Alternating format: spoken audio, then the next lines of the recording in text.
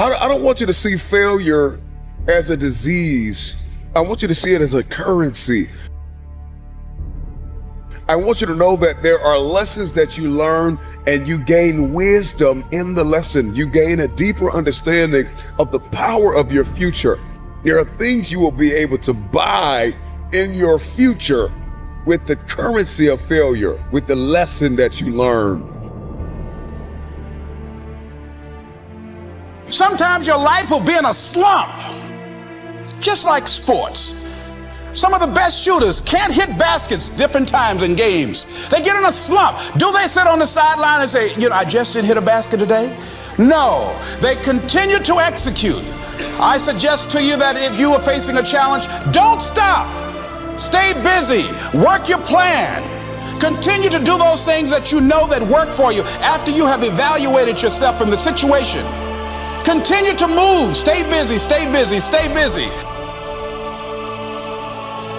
I think it's really important, whether you are writing a book or you're starting a restaurant or you're writing a business plan, you have to understand that good ideas take time.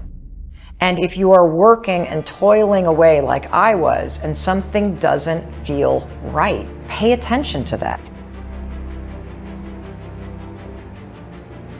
And as Brian Tracy said, attempt the impossible in order to improve your work.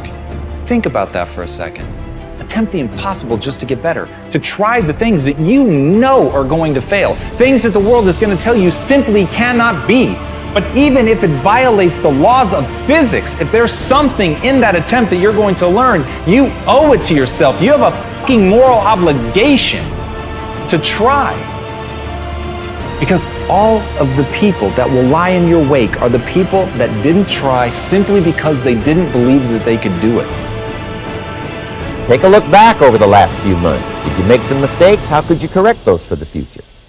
Take a look back over the last year. Have you done it right or done it wrong? Let's correct it for the next year. Learn from your personal experience. Let's make the changes. Every now and then, you got to look in that mirror and say, you know what? My bad. My fault. My mistake. You got to have goals that take you to the brink.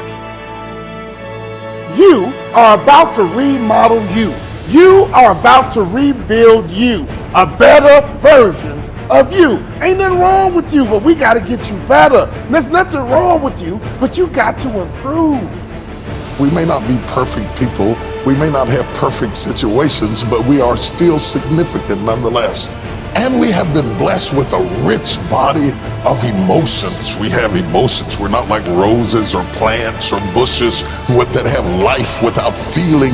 We have feelings, and when we use them properly, they are very effective in motivating you toward your destiny.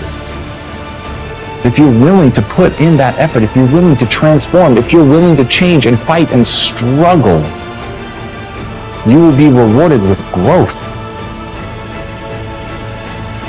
You'll be rewarded with improvement. You'll be rewarded with the ability to close your eyes, imagine a world, and then open your eyes and make that world come true.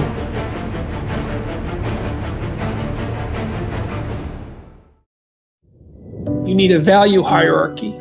It's inevitable that you have a value hierarchy and that you look at the world through it, and that it should be well structured, and that there should be something of divine importance at the top. I would say what should occupy the top position is the realization, for example, that each person is of divine value, and that the most appropriate way of interacting with potential is by embodying and speaking the truth. That's not a bad way of briefly conceptualizing what might be at the highest pinnacle of the value structure. I would say that's what the logos is. And so the soul is what manifests itself in the choice between different pathways, in the choice between different ways of transforming the potential of the future into the actuality of the present. And it does that by making ethical decisions, by choosing between good and evil at each choice point. And to the degree that it chooses good, then it takes the raw potential of the future and it transforms it into the being of the present that is good. And to the degree that it does that in a manner that's evil and contaminated by malevolence and hatred and vengefulness, then it takes a pathway that corrupts the world and makes things worse. And it's the soul that's doing that, and it's the soul that's responsible for that. And it's also that active part of the soul that's shaping the deeper soul in some sense, which would be something like the cumulative consequence of all those choices, something akin to what people more classically have referred to as character. I want to check in with you as we're coming towards the end of 2022, and whoo, what a year. Now, today is Small Business Saturday, and to all my fellow business owners, I see you and I celebrate you. I know that you may be reevaluating your priorities right now and taking a fresh look at all of the different areas of your life and your business, and now is a good time to do that. Look at every area of your life. Look at every area of your business. I'm here today to ask you, are you ready to build a future that matches the vision of what your 360 abundant life looks like in your head? Because you have a vision in your head, but are you ready to design the life that matches that vision? Are you ready to connect the dots to what you know is possible and what's available out there for you? Are you ready to put the things together? I'm going to give it to you straight, no chaser. Here's the thing. You can't just dream about your ideal life. I see that happening so many times. You can't just wish for your ideal life. You can't just Google download your ideal life. You can't ask Siri or Alexa for it. You cannot do that. You can't just talk about your ideal life. You have to do some things about it. For 5 years, all I was doing was living my dream in my head. But then I finally realized that if I don't take action, if I don't do something soon, it's just gonna stay in my head. You have to take clear, intentional, consistent action. It's not thoughts that will create your dream life.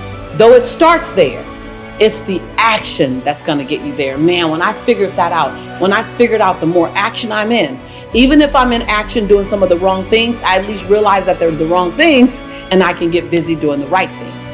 The more you take action, the more you build momentum, the more you build evidence that you can do this thing, even if you don't get it right every step of the way, the more you build evidence for yourself, the more confidence you'll build in yourself. But all you have to do is get into action and then stay in action. And it'll get easier and easier and easier as you continue to take action. The people that I look at that were moving with momentum and now they feel stuck, the common denominator between every single person is that they got out of action. I promise you this, I'm your sister in this journey who is now living proof, and I'm not perfect, but I'm living proof that pretty soon, after enough action, you may even surprise yourself with your own extraordinary results.